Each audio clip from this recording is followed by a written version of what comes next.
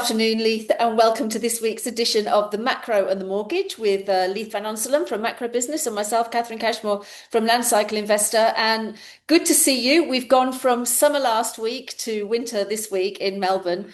Not enjoying that, I can tell you. And to go with it, we've had another hike from the RBA, which came through and has now rattled markets, certainly rattled the housing market. In fact, it's interesting because been hearing a lot of news on the ground from people that are selling in Perth, even who are saying that the market is softening there. Heard a similar report from Brisbane from someone who's just dropped the price of their home that they're selling there, and it all feels a little bit dismal. We're only a week out now from the budget, which is likely to give another bit of a whack to property investors through tax changes. So it's all go on the ground in the property sphere. But how are you, my friend? How's it been this week? What have you been seeing? Look, yeah, super busy. Obviously, not enjoying this weather, recovering from a cold. But apart from that, no, it's all been pretty good. Yeah, look, I honestly think that we're looking at the biggest housing correction in 40 years, and I'll tell you why in a sec. But yeah, look, it's obviously a perfect storm's gathering. Let's be honest here. We've just had three consecutive rate hikes. We've got rates back up at where they were at last year's peak before the RBA started cutting in February last year. The markets are still tipping at least one more rate hike. The Reserve Bank of Australia was incredibly hawkish in their commentary on Tuesday's rate hike. So, in their media release and the commentary afterwards, they were, very concerned about inflation, obviously, and they use the word that the Reserve Bank is focused on bringing inflation back to the target band. So obviously it's running a fair bit above that, and so that changing wording. I think before it was we remain committed or something like that. But it's a slight change in language. But they're certainly concerned about inflationary pressures. And Michelle Bullock, the governor, said that the rate hikes that we've had so far are for the inflation that we've experienced so far, not what's to come if this fuel shock keeps gathering steam. And she's concerned that we're going to get second round impacts from the hike in fuel prices and that sort of thing. So I've already seen some of that with the construction sector. The input costs into construction, whether it's PVC pipes, concrete, masonry, timber, all that stuff is rising. And she's concerned that we're going to see more of that pass on through broader businesses. So for example, if you're a plumber who's just had Reece hike up your plumbing supplies by 30%, and you're driving a diesel ute, which most of them do, and your costs have gone up, well, then you're going to pass on some of that to your customers, and that leads to second round inflation impacts. And that's true across the entire economy. Basically, as I've said previously, Australia is one of the most diesel dependent economies on Earth. I think we are the most massive country. We use freight to, every single thing that's in your shop, in a shop that you purchase, has come here on, diesel, marine diesel or bunker fuel, which has gone up in cost. It then gets put on a train or a truck, runs on diesel, that's gone up in cost. This is inflationary across the entire economy.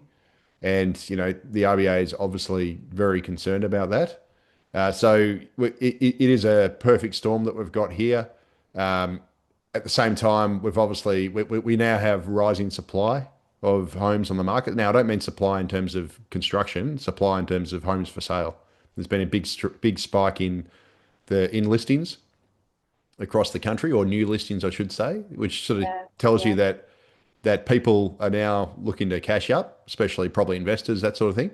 There's also been a decline in actual transactions, according to Cotality. So that means demand's dropping a bit, and we're seeing with auction clearance rates and all that sort of stuff. So it's all sort of been shaping up for basically a perfect storm for the housing market, which I can get into with a few charts and that sort of thing if you like. Yeah, well, we'll do that in a sec. I mean, I agree with everything that you're saying, and actually, just to sort of mention this, because I know I have spoken about, over at Landcycle Investor, I've been forecasting a downturn that's going to come somewhere between the end of this year and 2027 for many, many years now. So that this is all playing out is quite exciting for me. But anybody that's interested in that research, I've just released a paper on through Prosper Australia, which is available on their website. It was quite a hefty piece of analysis in that. So if people are interested in reading that research, you can go and have a look, because these things are forecastable in advance. So although we've got a lot of analysts that are now coming out and saying, yeah, we're going into a correction, that's sort of almost logic, because we can see that happening. We can see that rates are going up, and as soon as transactions start to drop, that starts to impact all the sectors of the economy that have built themselves up around the real estate sector, because the real estate sector, the construction sector, obviously is such a big component of the Australian economy, a big employer of Australians, and everything that's kind of got us here is now coming down, with the transactions dropping, and we can see that we're going into some sort of crisis. And so the commentary that I've been reading everywhere, not just in the reports that have come out, which I know we'll touch on from Cotality, but I think Piers Morgan did a program recently where he was talking to Steve Keen and some other economists that were there about, what do you think, where do you think we're going now? And, the conversation across the board was, we're going into something that's going to be like the Great Depression. So it's quite fascinating to see that coming through now. And as we've touched on before, consumer sentiment is extremely low. So let's get into the charts and see what the weekly news has been doing to the stats and what you've been picking up. Yeah, so first of all, obviously we got the rate hike on Tuesday, and uh, that's brought the official cash rate back up to its former peak. And I've got the financial markets pricing below. That's the latest that's on the website. So what that basically is, the financial markets, it's the interest rate futures market. So what that is, that's basically all the futures traders in Australia. They put their pricing of what they think the cash rate's going to be, and then this ASX charter goes up in the ASX. They basically average it out, and it gives you the bets from the financial markets, the average bets from the financial market about what the interest rate or the cash rate's going to be. So by the end of the year, and that's actually the peak, they forecast that their pricing is nearly 4.7%. So what that means, obviously, you can't get to 4.7% because the RBA moves in 25 basis point increments, or technically they could do a 0.35% hike, but they're not going to do that. Very unlikely. So what that basically means is that they've 100% priced one rate hike, and they've got a sort of 1/3 chance of a second rate hike by the end of the year. Now, on the right-hand side, I've presented these charts before. That's basically just the impact of these rate hikes that we've had. So 1 to 5 rate hikes based on the average new mortgage size as of the December quarter. We'll get the March quarter next week when that data comes out for overall mortgages, and then there's the first home buyer mortgages. And you can see that based on the 3 rate hikes I've already had, for the average new mortgage holder across Australia, their mortgage repayments have gone up by about $353 a month. And if we get 2 more rate hikes, they'll be nearly $600 a month, which is, this is a hell of a hit. That's after tax income. That's a lot of money.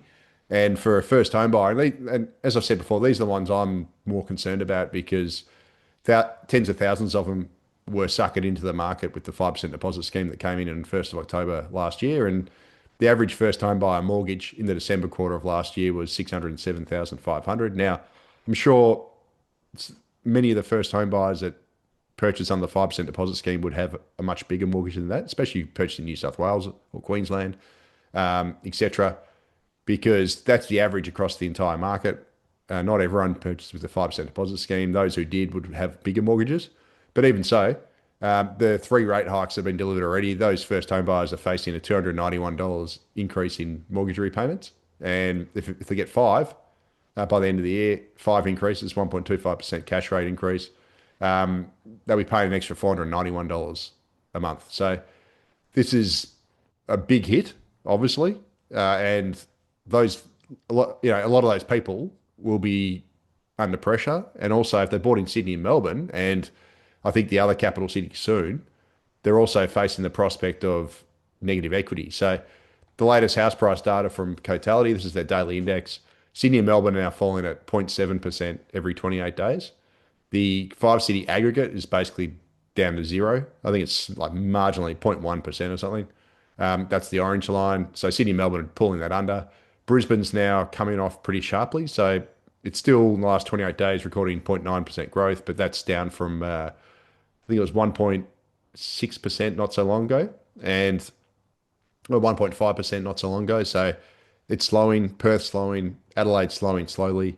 Now, Cotality released a report on Thursday, and it actually warned of an incoming housing correction. So, it's basically just putting, it's another so-called, well, expert or property group that's come out warning that we're going to have a correction. And I think it's because the five city aggregate now, or the capital city aggregate's basically recording 0% growth now over the last 28 days. So it's an opportune time for them to warn. So interestingly, the top right chart, that actually comes from their monthly chart pack, not from this report. But you can see that the values at the upper end of the market have been a lot weaker than at the lower end of the market. So this is for the 3 months to April. And this just shows you how much the 5% deposit scheme has helped pump up prices, because the bottom 25%, which are the orange bars, that's where the strongest price growth has been. The middle market, the middle 50%, which still captures a lot of that 5% deposit scheme, has been stronger. And the weakest segment has obviously been the expensive end of the market, which is outside that 5% deposit scheme cap. That's been where the weakness is concentrated at the moment. Now, according to this report that Cotality did, monthly sales are now, this is from their monthly chart pack. Monthly sales are now falling in 6 month average terms. They're actually below the 5 year average in 6 months average terms. So that just tells you that demand is falling, or the transactions aren't happening as quickly as they were before. At the same time, on the left-hand side, you can see new supply has spiked. This is nationally. So that's the purple line. New supply it has increased quite a bit. It's now above 5% above the 5 year average. So it's jumped up. So that just tells you more people are putting their homes on the market. We've got less people buying, which is why the sales have happened. Overall supply is still pretty tight. That's the bottom chart. So that's not just new, that's existing homes for sale. But as you see, that line's creeping up as well. So supply is increasing, demand through the sales numbers is falling. And Cotality did this neat chart on the right, which basically tracks all the decent sized house price corrections that we've had over the last 40 years. And the biggest one was the 2017 to 19 period, and whereby prices fell nationally by about, I think it was 8.2%. My view is we're going to beat that this time around, for the simple reason that we've just got this massive overvaluation. We obviously have very restrictive monetary policy now. And I think the economy, we're going to experience a decent rise in unemployment now because of the hike in interest rates. Also, the government won't be expanding. Well, I don't think it'll be expanding government jobs as much as it was before, which means that tailwind is going to be removed. So, the government wants to crack down on the NDIS. They want to slow the growth there. They want to basically slow the growth in the public service, or actually axe some jobs. So I don't think we're going to get that tailwind from this government spending as much as we did previously. And also, we're probably going to get less job growth from the government funded sector. So that's obviously not good. And then we've got the impact of, AI and all this other stuff, and the fuel shortages and all that. So I think we're going to get a decent spike in unemployment.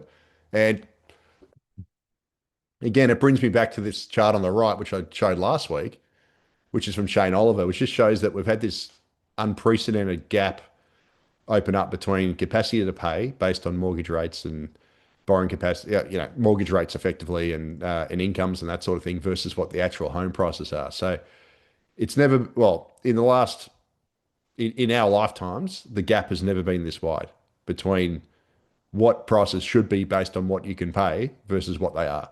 And that blue line on the right, that's as of a few months ago, before the RBA did the last couple of rate hikes. I think Shane Oliver put that out probably in March. And it's obviously backward data, right? So this is data based on, might have captured the February rate hike, but it certainly hasn't captured the last two rate hikes. So that blue line would have fallen further because we've had additional rate hikes. So that gap has grown even wider. And if the RBA hikes rates further, that blue line's going to fall further because borrowing capacity will fall. Then ultimately, that gap needs to close somehow. It doesn't have to close fully, but it does need to close. And the only way it can close when you got rising interest rates is for prices to fall. right? This is just completely unsustainable situation we've got. The home values are just unsustainable relative to borrowing capacity. The affordability is just too stretched. And that means that at a national basis, prices simply have to fall. It's the logical thing to happen when you've got rising interest rates. You've got home values have never been more expensive. We've got record mortgage repayments relative to income, etc. And I know there are differences between our countries, but there's also a lot of similarities. I always revert back to this chart on the left from Justin Farber at Anybody Macro. It's the only updated this a few weeks ago. I showed this last week. Canada and New Zealand, which are the most similar countries in the world to Australia, structurally and culturally, etc., have experienced very big house price declines, about 20% nominal, about 30% real. So I think New Zealand's about, I think, 17% nominal, but between 17 and 20% for those two countries. And I think Australia, we might not get to that much, but I think we're going to beat the previous record over the last 40 years of 8.2% decline. I think we'll beat that comfortably. And I think we're heading in for a fairly decent property price correction. Mm-hmm. And yeah, I think it's pretty much the perfect storm. Just flip back to the chart showing the declines, because I think what's important to understand about this is that a drop in the median, when people look at a drop in the median, they see a drop in the median between 0 and 10%. It doesn't sound like it's a lot, because you sort of equate it to your property price and you think, okay, well, if my property price drops by such and such an amount, I'm still okay. But the median price is just a middle figure of a bunch of sales. It covers up so much that when you're actually on the ground looking at a property, there's a big difference between having 4 or 5 people interested in your property and having no one interested because of what's happening economically. So even though the median comes down like, anywhere between 8 and 10%, it covers up a lot of what's happening on the ground. I mean, I remember that downturn between 2018 and 2019. That was due to the Royal Commission into the banking sector.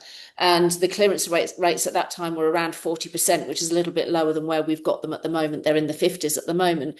And the individual property prices had completely tanked. It was the time actually to go out and buy, because it wasn't a full-on recession. There was a reason why they'd tanked. And as soon as we got through the Royal Commission, then we saw an upturn swing in the market. So I always think kind of like that medium drop, it's good to forecast it, but it doesn't actually give you a lot of information about what's happening on the ground. Because if you look economically, the much worse period of time was the early 1990s recession. I mean, anybody that remembers that recession will remember how utterly harsh and severe it was, because in 2017, 2018, we didn't go into recession. Unemployment didn't rocket up. But in the early 1990s, it did. And you can see that on there, the downturn doesn't look as bad as it was in 2017, 2018. But it actually was much worse. I mean, it was much worse in the commercial sector, particularly because so many commercial businesses, and businesses went out of business.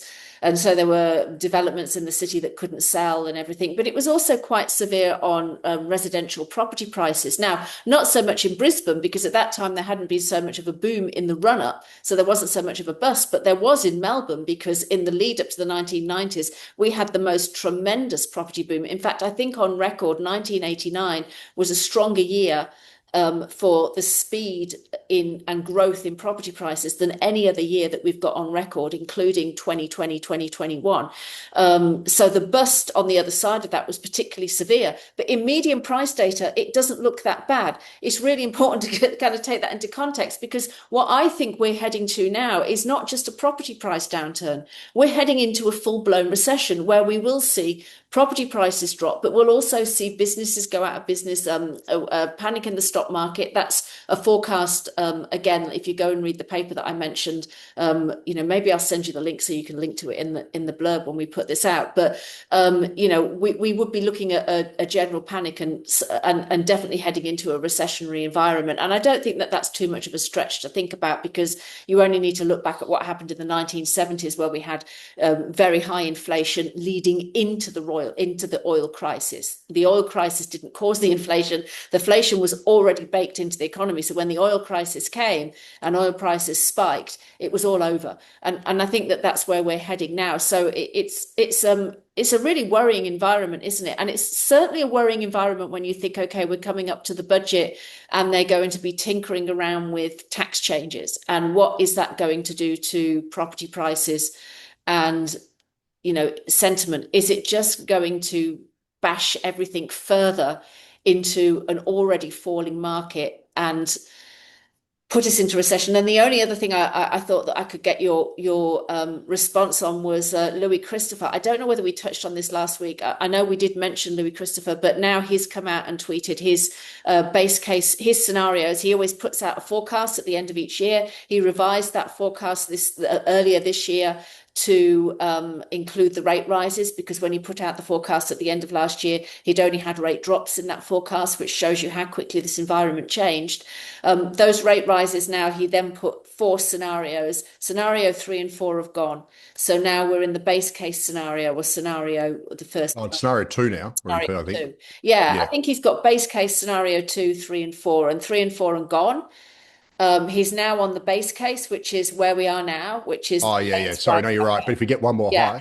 one more hike, we're going to be scenario 2, Well, which I think is very likely. I agree. Yeah, I mean, I think, and actually, I thought that his the falls that he's got in property prices in the median, because he's still saying that even under scenario 2, Brisbane and Perth would be recording growth in the median, and I Yeah, did feel that would be negative. yeah, no, I think he's fair enough because Brisbane's already gone up about 6.5% this year. Mm. So he did a calendar year. Overall, Yeah, yeah. so I think the forecast, he says Brisbane can actually fall by a couple of percent now and it still meets his forecast Mm. because it's already Brisbane had a rip-roaring start to the year. So it's based on Cotality's index, because I track this stuff strongly. Perth has gone up. I wish I had it in front of me, but gone up heaps this year. And Brisbane's gone up like 6 point something percent this year, and Adelaide's up like about 5%. So Well, you those cities have a are. chart on a macro business. Actually, I was going to reference it in my report that I'm sending out this week for my subs, which showed the tremendous growth over the course of this cycle from 2012, where prices started to turn, through to where we are now, which is pretty much the price run. If anyone follows the cycle that I forecast, you've got a 14-year price run there between 2012 and where we are now in 2026. It's quite tremendous when you look. Yeah, actually, you know what, Catherine? This is interesting. Um, I I do these relative valuation charts. I'll just take it off share for a sec because not everyone needs to look at these charts the whole time. They can look at us instead. So I do these. I might actually present them next week because it's actually pretty interesting stuff. But I do these relative valuation charts. So I did one in an article this week on Brisbane, and I did another one on Melbourne actually. And what they are, it's basically, I've got house price data going back to 1972. So there was a research paper called Abelson and Chung, which did annual house prices across all the capitals up to like 2005 or something like that. And then I've gotten Domain's data, which actually syncs up pretty well. So when the cutoff is, it's very close. And then I've got Domain's annual data from then to now. So it's just house prices. It's not apartments and stuff. It's just, and the reason why I've gone with Domain is because they actually give you a median price, and I had the data going back far enough. And what I do is actually compare the values of each of the major capitals against the other capital cities, but minus their impact, if that makes sense. So like Melbourne would be compared against the population weighted of Sydney, the rest of the capitals. And then Sydney would be compared to the rest of the capitals with Sydney excluded. So, anyway, but, and then I do them on so it ends up being a wave, right? Each capital city is like this. And it happens to, and it's interesting you say that 14 years, I think it was, because I was actually counting about when to buy Brisbane and Perth, etc. Because Brisbane's a sell now, because Brisbane's overvaluation is at the peak of where it's been in the last, since the 1970s. It's sort of back at that very top echelon. And it's basically like a wave. Each capital city is like a wave. And I think when I counted it was about 14 years between the peaks and the troughs. Yeah. So if you go trough to trough to trough to trough, it's about 14 years. Yeah. I didn't measure the peaks, but I imagine it's the same because it looks like basically a wave like that. Yeah. And interestingly, so Brisbane's at the very top of its peak, and the last time it was there, I think it was like 2005 or something. Or no, hang on, I check. I shouldn't. I'm not going to go top of my head because I'll say it wrong. But I might put these charts up next week because they're very interesting. And so basically, Brisbane's at the very top of its overvaluation relative to the other capitals.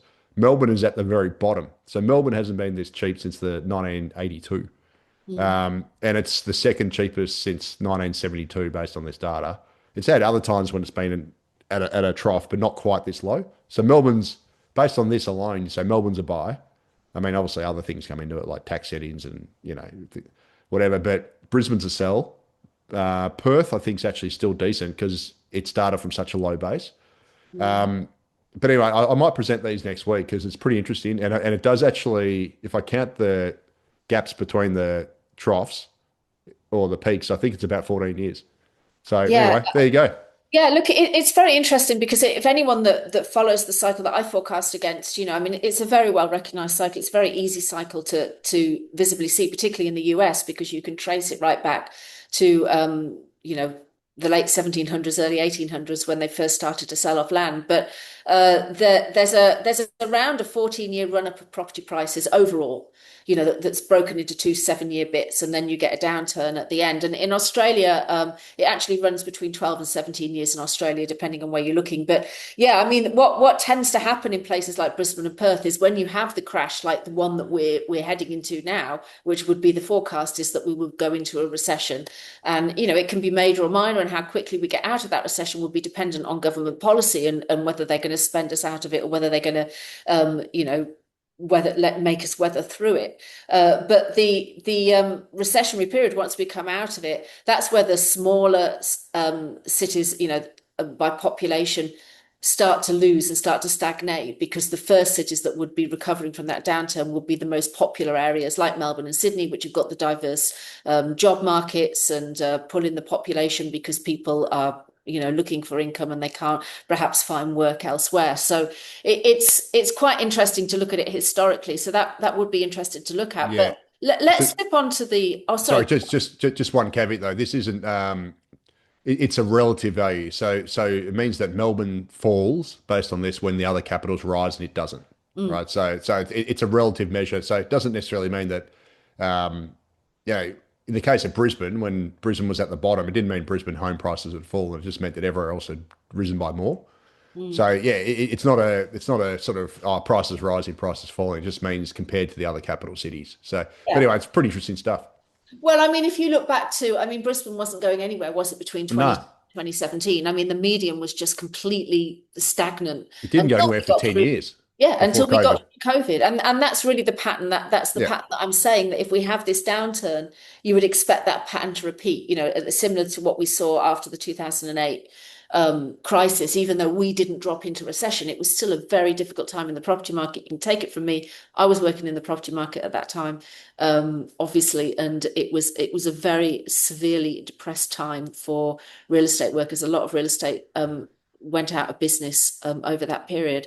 But what people will be wondering is, we're coming up to the budget, and there is a lot of nerves around these changes to capital gains, changes to negative gearing, as in, what's it going to do to investor sentiment? And then there's the scare campaigns that are coming on the back of that regarding what it's going to do to rents, because we know from our previous conversations that when it comes to investors, rather than argue that their gains are going to be less and their tax bills are going to be, a little bit more moderated by the ability to negatively gear against their other income, negative the property losses against their general income, then it's about what's it going to do to rents and how painful The it's. poor renters.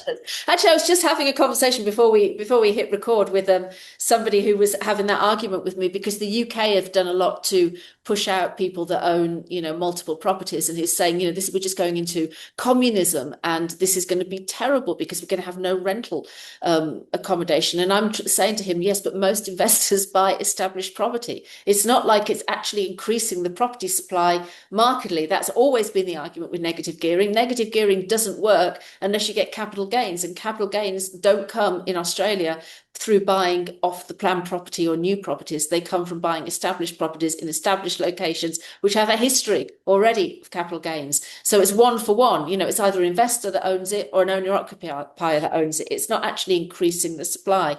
But what do you have? Because you put some charts together for us. Yeah, I have. So this is basically to settle the debate once and for all.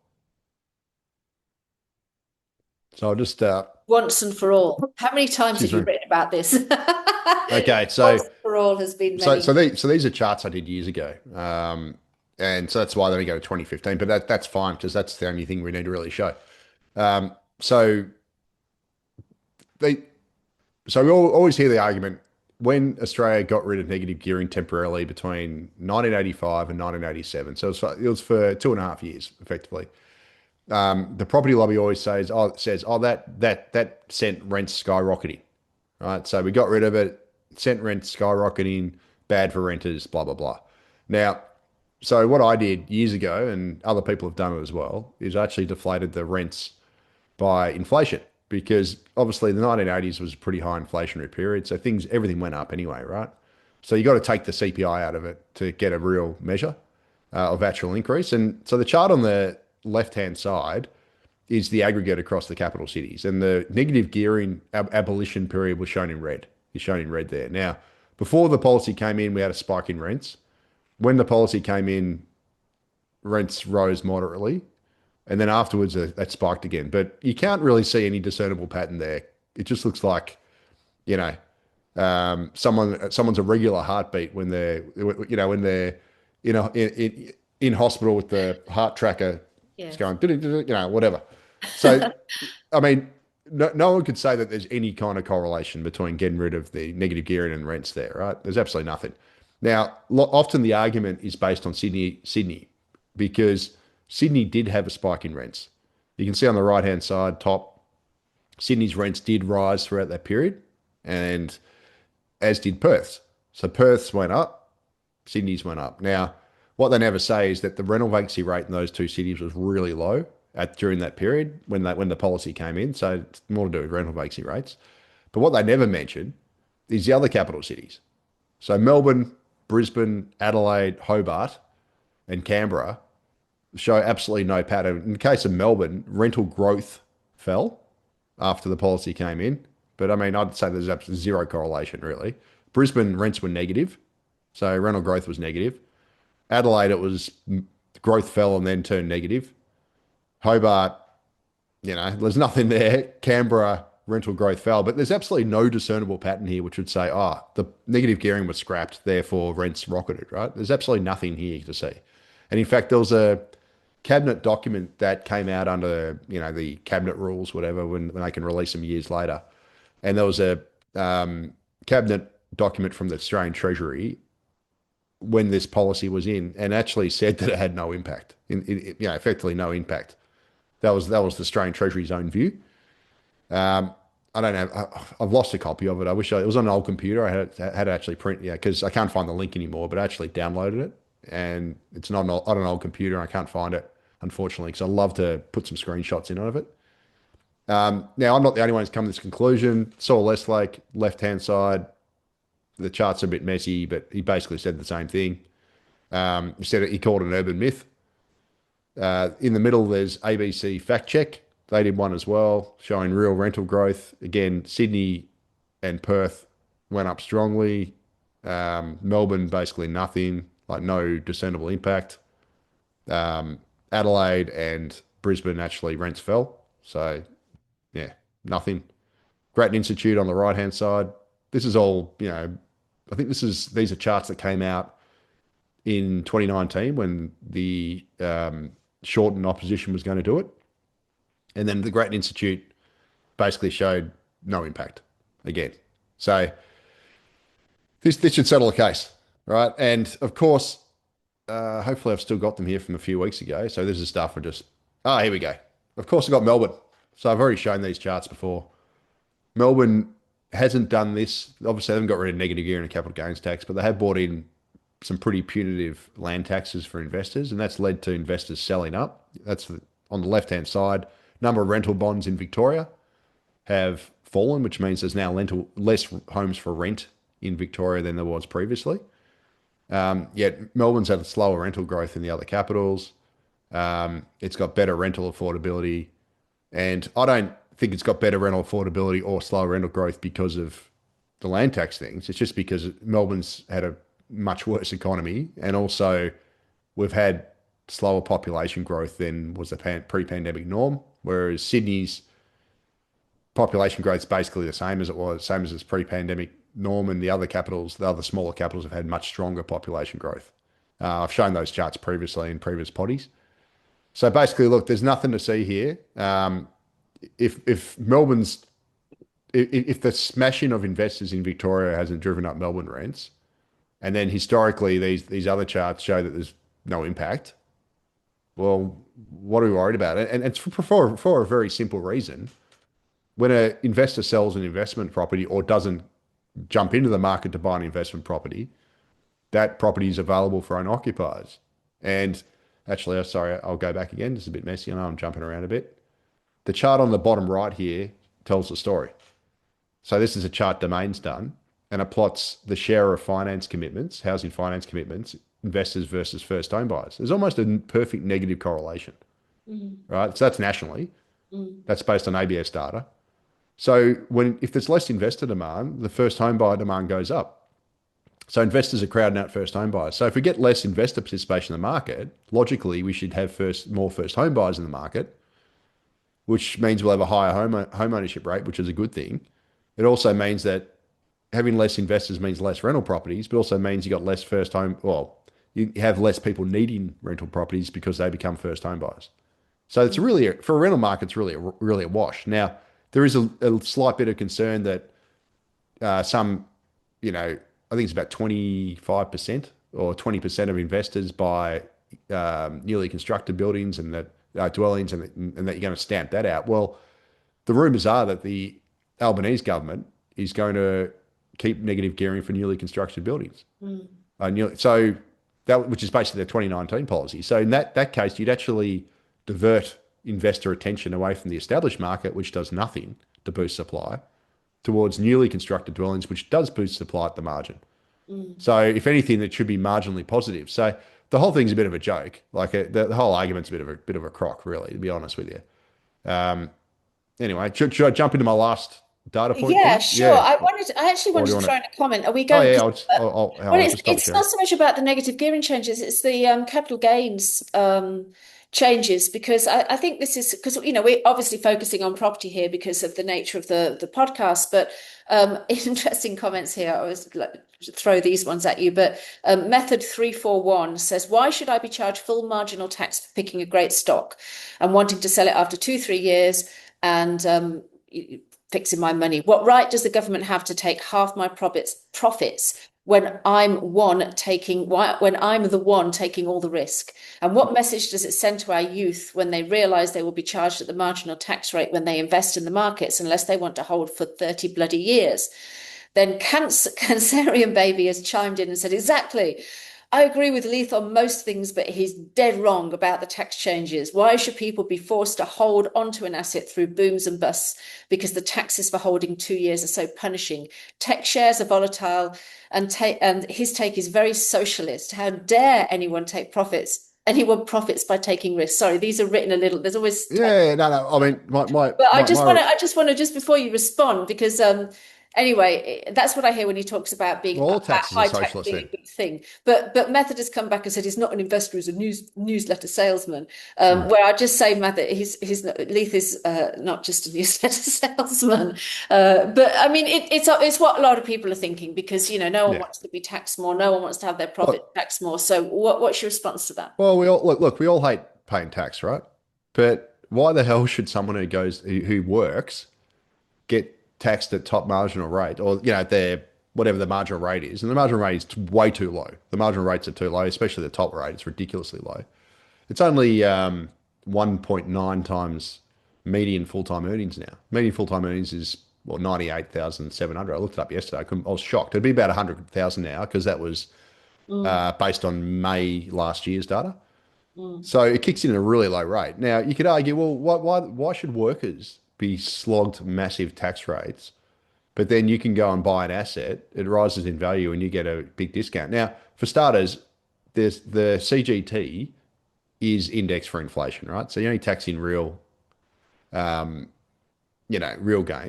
And secondly, it's like, well, if you're just punting on the market, you get holding for a short period of time and you make a gain, why should you get taxed less than someone who goes out to work? Like personally, now here's the thing. I think we are taxed too highly in this country overall, right? But the way about it is the solution to it is to broaden the tax base, close down, you know, inequitable type policies like the CGT discount, whatever, make it more equitable, and then cut personal income taxes. Mm. And look, will the government do it? Probably not, because they're a pack of sods. But one wrong, two wrongs don't make a right. So my view is we need broad-based tax reform across the board. We need to take the pressure off personal income taxes because the government is addicted to personal income taxes. More than half the government's taxes come from personal income taxes. It's the fastest growing area of tax collection in the federal budget. It's the one area that always grows every single year just because of inflation, pushing people up into higher tax brackets.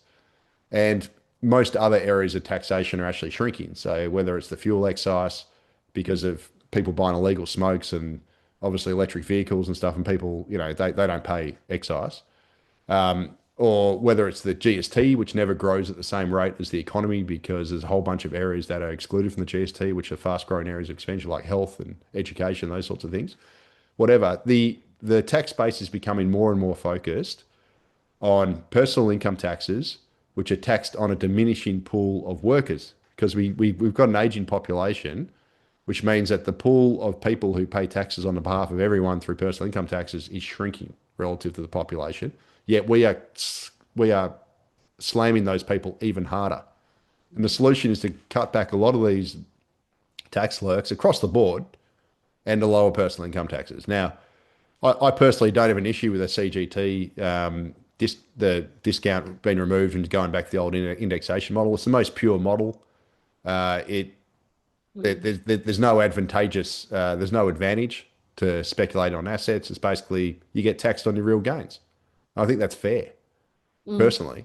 And yes, it probably does dissuade people from taking speculative punts, and it does make investing in lower growth, higher income assets more attractive because the longer you hold it, the more you get that inflation offset. And if it's lower growth and you get higher, say, dividend yields, it becomes more attractive.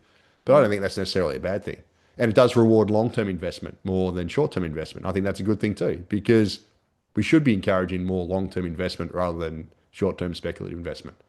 So I personally don't have an issue with it. And look, it'll also give the government a bit more revenue in a time when we've got sweeping budget deficits, which the government, like it or not, they need. And personally, ideally in an ideal world, it'd be coupled with the government cutting the wasteful spending, and there's a hell of a lot of that, as well as cutting personal income taxes, which is really what I want to see. Mm. Which of course was what the Henry Tax Review Yeah. all those years ago that was commissioned by the Rudd government did, and now you can't even find the Henry Tax Review online. You got to try and hunt for it. I think they took it off the government site, but it was such a brilliant review. But Oh, I mean, one of the reasons that people do go and invest in housing for capital gain or speculate on the markets is because you cannot fund your retirement through working alone. Yet the economy, the real economy, is the working and the producing of things.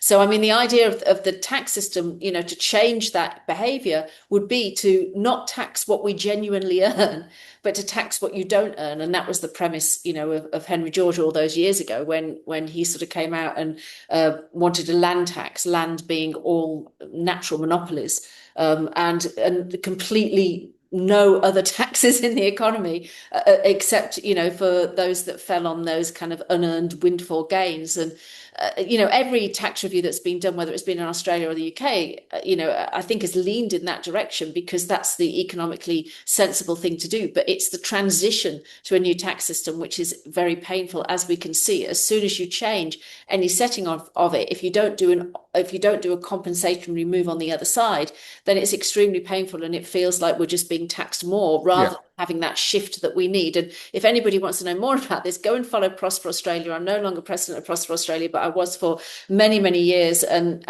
their advocacy is for a tax shift, to shift taxes off income and productivity and to put them on the unearned gains of land and natural monopolies and so on and so forth, which is which is a more sensible policy. But Can, I want to go back to the charts. sorry, can I just add one last thing? Of course. Also, yeah, if one of the commenters said, "Oh, this is socialism," well, all tax is socialism. Mm. Like it's socialism that we get taxed punitively on our personal income taxes when we work, right? So if you don't like taxes, I get it, right? But the fact of the matter is they're a fact of life, and if we're going to have them, we want to make sure that they're more efficient and Mm. more equitable. And I don't think the system we've got at the moment is equitable. And this one change, if they do that on its own and do nothing else, well, then that's not really fixing the problem. But if they coupled that with personal income tax cuts, I'm all for it. But I mean, neither. I mean, a market economy is a competitive economy, and overinvestment in housing is not a market economy. That's a monopolism economy. Do you see what I mean? I mean, everyone's saying, Yeah, okay, they sort of throw this blanket thing of it's socialism or it's communism, as I get thrown at me quite a lot, and we're not actually advocating that. What we're trying to do is to move money and productivity back into a market economy. You can't speculate on, if someone's out there making shoes, right? It's not that they're the only shoe seller. As soon as the shoes become more expensive, some other clever dude's going to come in and start making them. And, that's how the real economy works. It's not an economy that's just made on, speculating on property. But do you want to go back to the charts that oh you yeah, had um, before? yeah. So this is interesting stuff.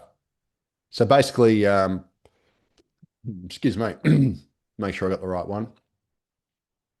Sorry, I'm getting over a cold, so if I cough a couple of times, that's the way it is. Yeah, So Melbourne. I can't remember if I put up last. Did I put the National Housing Supply and Affordability Council's charts last week? No, you Or didn't. But you know oh what? no no okay, damn it, I didn't put it in because they came out on Friday and I think we taped it on Thursday. But anyway, so the National Housing Supply and Affordability Council. I wish I put them here just as a counterpoint so I could rip them, but I've ripped them multiple times in macro business. If you want to go and read them, so National Housing Supply and Affordability Council, they release every year their State of the Housing Market report, and I've referred to it a million times. So last year's report that came out in May last year forecast that we'd have a shortage of homes over the 5 year housing was called housing accord period, which is the 240,000 homes a year, 1.2 million homes over a 5 year period. They forecast that we'd have a shortage of 79,000 homes over that period because the population would grow quicker than we can build homes, and that we massively missed that target. Now they released their 2026 report on April 30, I think it was, or last Friday, whenever that was. So that actually might have been May 1. And they miraculously have raised a lot of that shortage because they've duped the stats. They forecast a massive construction boom in the period ahead. So they magically, I wish I had the charts here. I might bring them in next week. They assumed that we're going to have this big construction boom the next 5 years. And population growth is going to be slower than what Treasurer Jim Chalmers literally said a month ago it's going to be in the upcoming federal budget. So they used the old last year's budget's net overseas migration forecast. So they undercooked immigration and population growth, and they overcooked housing supply. And as a result, they forecast that the housing shortage that they forecast the previous year would now be about half of what they forecast previously. Now, in their forecast, they said explicitly that they had not considered the impact of the war in the Middle East, which is absolutely negligent. And they did a little footnote, or they did a little worded section later saying that if the war ends up being prolonged, well, we're going to build 35,000, I think it was, less homes than what we said.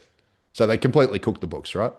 Anyway, I might put those charts up next week just to take the mickey out of them, but for some reason I thought I did it last week.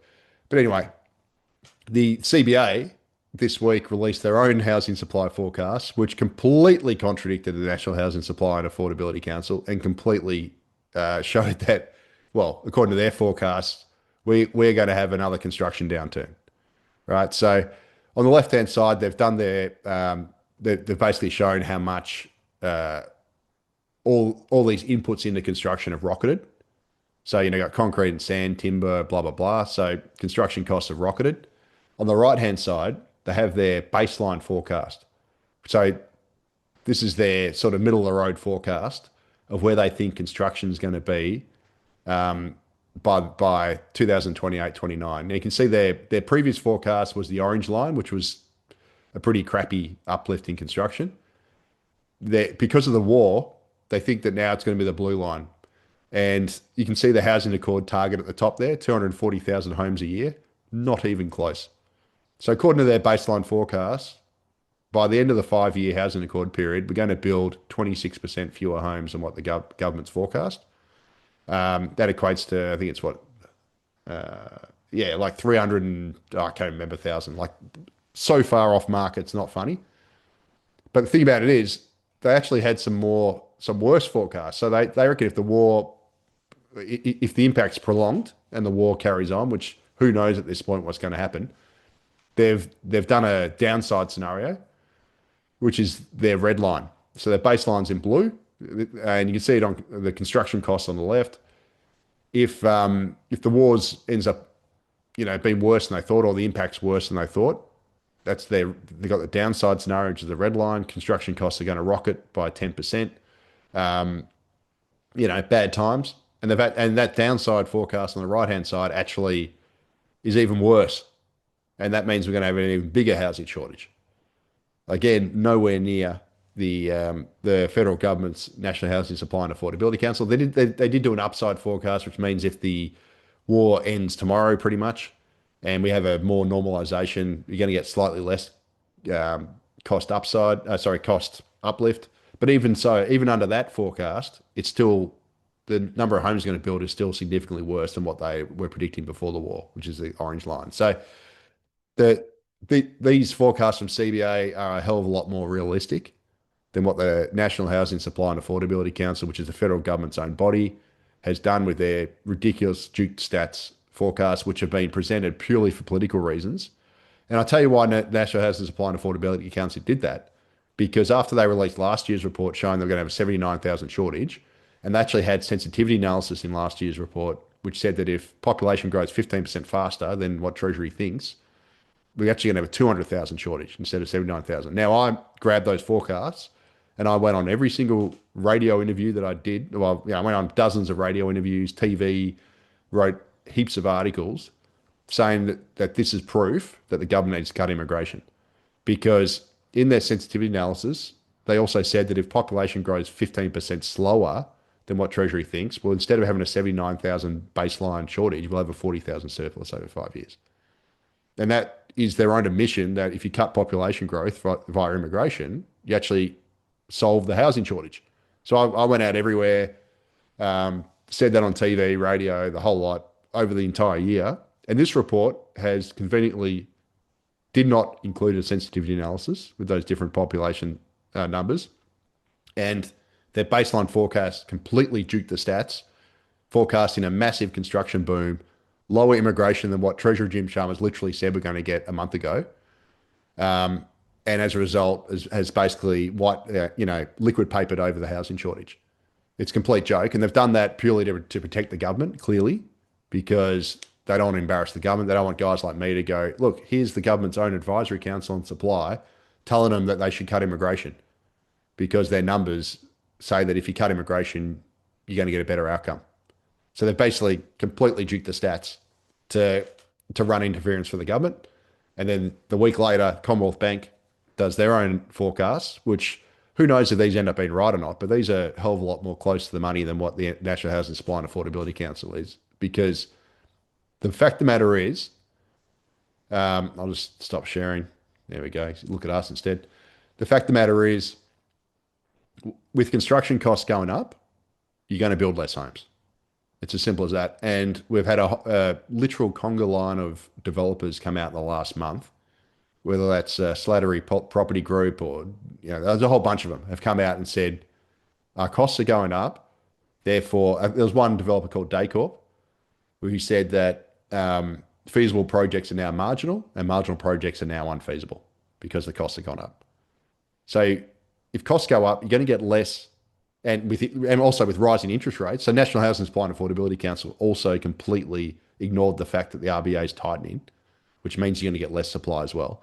So we've got a double whammy. We've got construction costs going up because of all the fuel shortages, all the inputs that go into construction are rising, and we've got rising interest rates. That means you get less construction. That is the reality of the situation. We're going to get less supply in the next few years than what everyone thought previously. And as a result, the only way you can resolve the rental crisis when you have less supply is you got to cut demand to meet that lower supply. And the only way you can cut demand is to cut immigration. Yet, the latest forecast from Treasurer Chalmers suggests that, well, he basically admitted a month ago that this upcoming federal budget on Tuesday is going to upgrade Australia's net overseas migration forecast by about 15%. So in last year's budget, they forecast net overseas migration for this current financial year that we're in, 260,000. Chalmers said it's going to be 300,000 or above. And he also said it's going to be higher in the forward estimates because fewer migrants are leaving. That just means with more net overseas migration, that means more population growth. It means you've got to supply more homes to meet that population growth. Yet we have a housing construction situation that is getting worse because we've got rising costs and we've got rising interest rates. And yet the National Housing Supply and Affordability Council has run interference for the government, trying to liquid paper over that reality to try and cover its backside and to stop guys like me from holding up their report and going, look, guys, this is your own advisory council telling you to cut immigration. Why aren't you doing it? Yeah, I mean, there's comments in from last week's where we keep referring back to what happened in Canada and their cut of immigration and how that impacted the market over there. I mean, I guess that's something that we're not expected to see here. I do wonder how it would change if we do have that expected downturn, though, whether it would impact immigration figures that we're seeing now. I don't know whether you've got any opinion on that. Yeah. I mean, certainly there should be some sort of correlation between economic conditions and immigration, especially on the temporary side. But I don't think it'll be that great because the fact of the matter is, how do I say this non-controversially? So in the last 20 years, the biggest migrant group that's come to Australia has been India, right? So we've had 850,000 net Indian arrivals in the last 20 years. So net overseas migration from India has been 850,000 in the last 20 years. And I don't think they'll stop coming to Australia even if we have an economic downturn because it's just, if you look at the quality of life in India versus Australia, it's night and day, right? So they're going to want to keep coming here as long as we leave the door open for them to come. And I think, so if we had a big economic downturn, yes, we'd have a little bit less migration, but we'd still be very high. But the problem is if we have an economic downturn, we're also likely to get less housing construction because developers aren't going to build. And this is another problem. I mean, if we get a housing correction in prices, so prices fall, you're going to get less construction there as well. Because suddenly it becomes less feasible to, like, no developer wants to develop a property into a falling market because it means that it's a little bit like during COVID when the builders were on fixed price contracts and a lot of them went broke because they locked in a contract price, costs rose, and suddenly their margin got eroded and turned negative. So their costs actually went up more than their revenue. It's kind of that sort of situation in reverse. If we get a sharp property correction, so property price correction, and developers think, okay, I can develop this property for $1 million and sell it for 1.2 million and make a decent profit. If you get a 10% drop in prices, well, suddenly that profit margin gets eroded. And if they don't know when the bottom is going to come, they're not going to want to take the punt on building something that costs X. And the costs are going up. Remember, costs are going up. They're not going to want to take the punt on something which they think will cost this, but could end up costing this. Meanwhile, what they might get is this because the prices are falling. So in a falling price market, we like to get falling construction. Economic downturn, we might get a little bit less immigration, but we're also going to get less construction. So I think the supply demand situation could even worsen. Well, I mean, we had such a huge stimulus that went through during COVID that, for a construction boom. And I mentioned last week how a lot of those sites now, either the buildings are opening and they can't be tenanted. I mean, this is in the commercial sector, more so than the residential sector, but they can't be tenanted or they're just not being completed because, the feasibilities just don't stack up. And that situation also happened during where referring back to that chart where you showed the losses, the biggest loss being through 2018, Royal Commission into the banking sector. There were numerous people that had done residential developments into that time because through 2012 to 2017, there was a massive boom in residential development. And whenever you do a development, whenever you buy a site for development, your feasibility is based on what you can sell it for, not how a residential buyer goes in and buys a site where they're saying, okay, what have all the other sites sold for? Your feasibility it has to be very strict. And when we got that wave that came through through in 2017 and prices dropped, there were numerous developers, small developers that I was working with at the time, that got into trouble through 2018 because they finished their development into that, couldn't refinance, couldn't rent it out, and you go bankrupt. And we've seen anyway through over the last few years a record number of developers that have gone into administration. It's just been a really it's a real disaster. Sort of what's happening with that. I mean, I expect that we'll see a lot more of that. Yeah, and unfortunately, the government just keeps excuse me, force feeding, new people into Australia that need housing every year. So, the migration flows in the last since this government came to office in June 2022 have been absolutely off the charts. Like 1.3 million people net overseas migrants. So it's just that's in 3 and 1/4 years. Mm. It's insane, and those people all need housing. Mm. And according to Chalmers, it's slowed down a bit from where it was a couple of years ago. We got 550,000 in one year, which is obscene, but it's still incredibly strong. Mm. And we just can't build enough housing, enough infrastructure for these people, and yet the government just keeps force feeding more into our capital cities mostly, and they wonder why we've got problems. Yeah. A comment here, a few comments that need addressing. Somebody said to you, we're back to the CGT. If they grandfathered it for existing investors, wouldn't it defeat a significant part of the fairness equity argument? At a glance, it would be such that those that had the means and times who purchased under favourable rules, then the ladder is pulled up behind them and the next generation invests without those favourable terms. For context, I personally think that any tax rate over 15% is basically robbery, and we tax individuals and smaller local businesses way too harshly. So I'm not personally in favour of any change that increases individuals and small businesses paying tax. Yeah, okay. So, well, I mean, it looks like the government's going to do a hybrid approach whereby, which I don't necessarily agree with, but anyway, they're going to do a hybrid approach whereby up to the date of whenever this comes into effect, so say it's I'm picking this out of the air, I don't know if it is, 1 July 2026, so, a couple of months. Basically, your investment up to that period is under the old rules, and after that, it's under the new rules. So if you've held a property for 5 years, up to July 1 this year, and then you hold it for another 5 years, and then you sell it at the end, they'll just do half of it under the old rules, half under the new rules. So it's something like that. But yeah, look, to that person's point, if your grandfather, as I said last time, the longer you hold the asset, the more it gets eaten away by inflation anyway. So under the current CGT discount rules, it's basically taxed on your nominal gain. So it doesn't factor in inflation, right? So you buy something 5 years ago for, I don't know, $1 million, you sell it in 10 years, 1.5 million.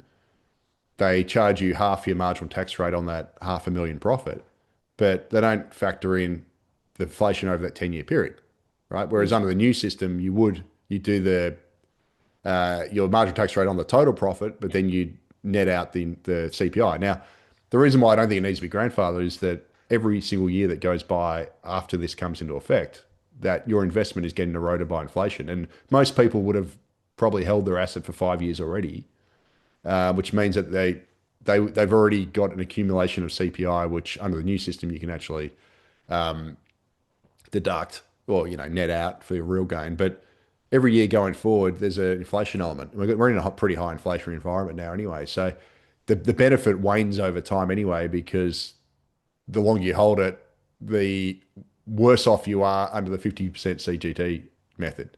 So one of the problems with the 50% CGT discount method is that it does punish long-term investors. So if someone holds an asset for 15 to 20 years, they're actually worse off under that system than they would have been under the old system, or under the pre-1999 system, which is coming back, room to come back, because over a 15 to 20-year period, the inflation over that period will be greater than your 50% discount on a nominal amount. So it actually punishes long-term investors. And so, yeah, anyway, hopefully that made sense. I don't think it's a big deal, but it's all academic anyway, because the government's going to basically, going forward, you're going to be under the new rules anyway. So, it's Yeah. academic. And then this is an argument I hear all the time, but this is Gabriella Hirsch/Brown. who's having a go at me. Wow, the name is unpronounceable, she says in the quotations. Only a Pom would say that. Gabriella, you should try pronouncing some of these YouTube names, which are in fact unpronounceable, or at least pretend you're trying, she says. But she's saying that the issue that you should investigate more deeply is importing people, whether international students or immigrants. The issue that you're not exploring is how immigrants add to GDP. Try exploring that. Some of your rhetoric is very limited. Gosh, people get so angry in these comments. Look, okay, Like, can I respond to that, Muppet? All yes, right, so Gabriella, is that Gabriella? Gabriella Hirsch. So Gabriella Hirsch, yes, more people adds to GDP. Oh wow, shock horror, right? That's not what matters. GDP is an irrelevant measure. All GDP is economic activity, right? So if you grow your population by 2% or 1.5% every year, which is basically what Australia does now, you're going to grow your GDP by about 1.5% every year. Oh, wow, that's awesome. That doesn't matter. Like, if you grow your population just by adding more people, so you grow your GDP by adding more people, how does that make you better off? What matters is per capita outcomes, right? So, unless your per capita GDP is grown by more than that because you've imported those people, you're no better off. And in fact, if you look at Australia's, I might actually bring this up next week just to completely destroy this person. The fact of the matter is, since we've run this high migration policy in the last 20 years, Australia's per capita GDP growth has collapsed. Our productivity growth has collapsed. We have not built enough housing or infrastructure or even business investment. We haven't enough business investment to keep pace with this massive growth in Australia's population in the last 20 years that we've run this junk policy. So as a result, we have become worse off, right? We now have the last decade, we have one of the slowest growing economies in household disposable, per capita household disposable income. We have one of the worst productivity growth in the OECD in the last decade, right? We are not an economy that is getting better from doing this policy. We're actually getting worse. And if you live in a major city, you're being your living standards have been crush loaded. You are sitting in traffic for longer. That is a fact, right? You're now being forced to live in a shoebox apartment, whereas previously you could live in a house because if you live in Sydney and Melbourne, the populations have grown so aggressively, and Brisbane now, that now your housing choice is being limited because, go back 20 years ago, most people could go, you know what, I can choose between a house or an apartment. Now you don't have that choice, right? Most people can't even buy anymore. They've been forced to rent or they've been forced to live in an apartment. How does that make you better off? Now, yes, this massive population growth we've had, Australia's added 9 million people this century. That's 47% increase. It's an absurd number. It is the highest second highest in the OECD behind Israel.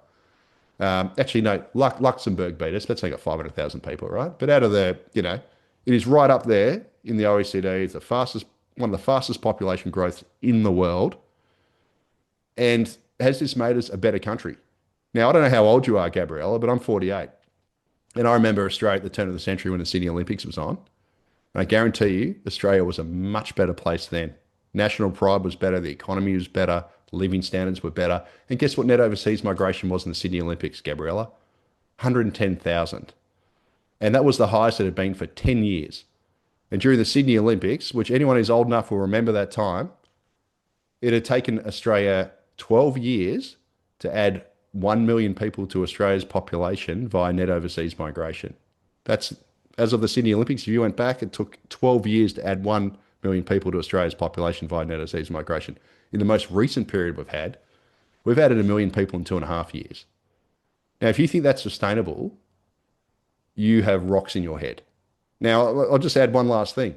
The Centre for Population, that's the government's own official body, forecasts that Australia is going to add just over 13 million people in the next 40 years. So we're going to add roughly another Sydney, Melbourne and Perth to Australia's population in the next 40 years. Melbourne is predicted to go to 9.2 million people by 2065, Sydney to 8.5 million. Both those cities are going to have bigger populations than the entire Australian population was in 1950, right?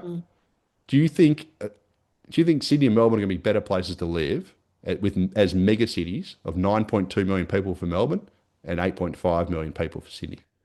I don't think we will. So we've got to slow this stuff right down. Otherwise, we're going to have permanent rental shortages. the only choice our children are going to have is to mostly rent, but shoebox apartments. Whereas I at least got the choice of a house, right? They won't have a choice because houses will be so rare. They'll be rare as hen's teeth because everything's going to be apartments that will be built to fit in 9 million people in the Melbourne. So, like, you got to think a little bit broader than just GDP, right? GDP is a useless measure. And if you add more inputs in people, yes, you'll get more outputs in GDP, but that's not what matters. What matters is per capita living standards.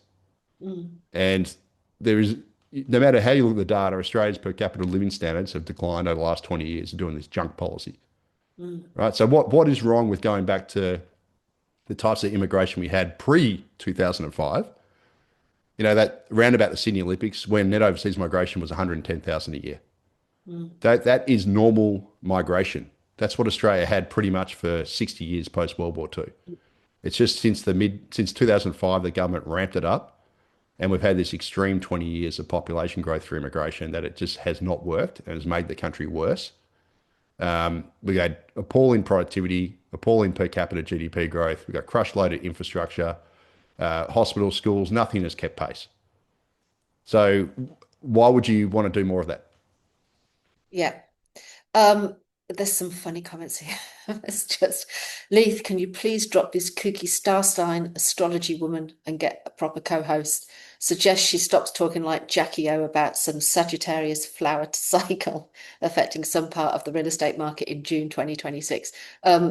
If they don't like us, don't watch it. Simple as that. And That's my view. well, I I mean, couldn't care less. I can understand that there's sort of people that kind of lean that way when you start to talk about cycles. I mean, I probably would have thought that before I started studying them, but again, I would suggest anyone goes and reads Well, it. And there is a comprehensive paper that is now out about the real estate cycle, and it doesn't mention astrology in it. So I suggest you go and do that. But I thought I'd comment on this because Perth's real estate cycle. Now, I had a message come through to me from a client of mine who had tried to sell a property in Perth, and the agent had sworn to them that he was sure they could get 1.2 million for it. And so much so, he'd based all his commissions around that.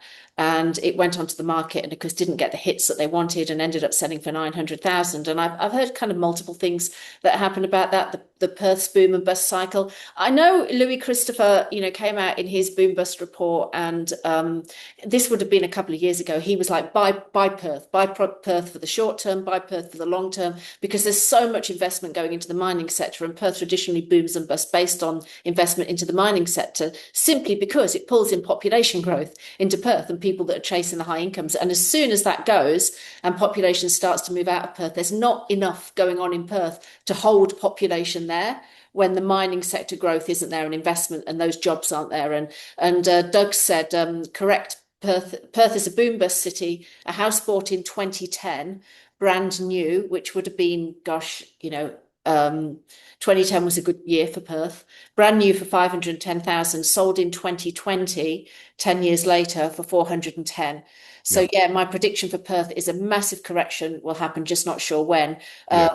Uh, Chris Tourists has come back and responded to that and said the energy sector is harvesting strong profits. Woodside shares rising, can't see it.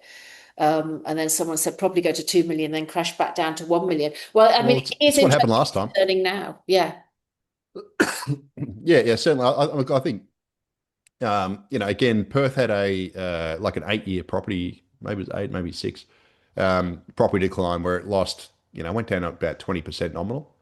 Um, yeah, over 30% after once you adjust for inflation. And that ended in basically the start of COVID. So I think it was 2014 to 2020 roughly.